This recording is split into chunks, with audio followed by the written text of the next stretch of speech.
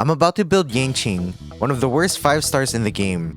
I plan on building him to see how well the worst 5 star can clear Memory Chaos 12 against the Flame Reaver. Notorious for reducing characters' HP and having the potential to one-shot your whole team. So let's get started. This is what my Yangqing looks like. As you can see, I have him leveled up since I wanted to make a video with him and find out why he's considered one of the worst 5 stars in the game. As for deciding what team he'll be on for my first test, I'll use Tribby, Remembrance, MC, and Robin. Tribby helps Yangqing's already weak damage by providing him with crit damage, 24% penetration from her E, and AoE damage since Yangqing is a struggling single target unit.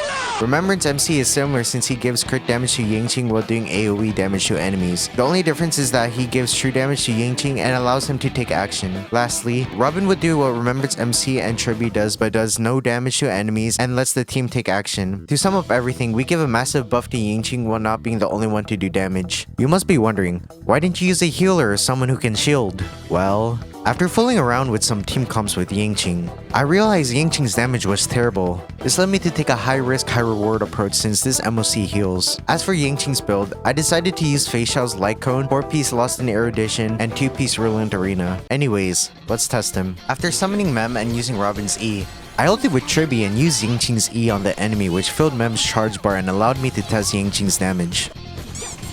Although this looks bad, I haven't activated all his buff, so after slapping the enemy a couple times, I used Robin's ult to give Yangqing a chance to redeem himself.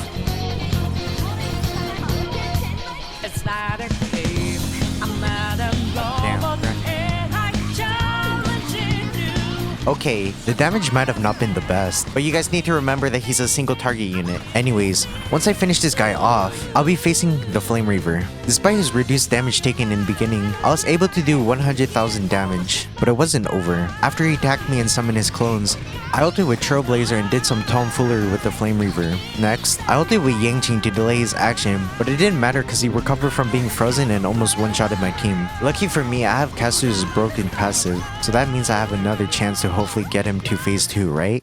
Wrong. Before I knew it, this guy took down half my team, leaving me to make a change. I'll be changing one character from this team that I think would help with survivability, Ruanmei. Adding Ruanmei will increase the team's survivability by delaying the enemy's turn when their weakness bars are broken. On top of that, Ruanmei helps boost the team's damage, provide 25% penetration, and her E1 ignores 20% of the target's defense when ulted. Anyways, this is our last attempt because it's taken so long. So the game plan going into this was almost the same. Summoning Mem, but since we changed Robin for Ruanmei, we auto-attacked with her. And after using Ruanmei's and Tribby's ult, we used Yangqing's E to fill Mem's charge bar. This allowed Yangqing to have another turn. And after using Yangqing's E again, we used this ult to see how much damage he can do with this team comp.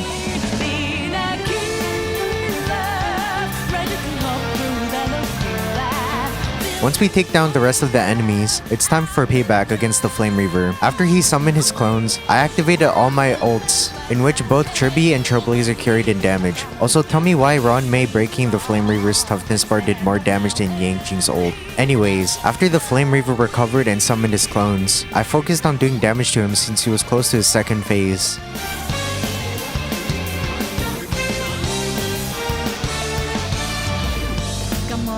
We have finally made it to the second phase, and he opened up with an attack that almost killed Yangqing and Trailblazer. My plan for this was to focus on the Flame Reaver so we can break his toughness bar so he doesn't kill me. Shortly after the Flame Reaver attacked us, making us use Caster's passive, I knew we had to finish him off, otherwise he'll be finishing us off. So after using all our abilities on this guy, we managed to break his toughness bar and bring him down to 30% health. Okay. But there's just one problem. If we don't do enough damage to him, one attack will kill Trailblazer. So after getting him down to 8 HP, I knew it was over for Trailblazer. Despite Trailblazer going down, we managed to take down the Flame Reaver with Yangqing ult.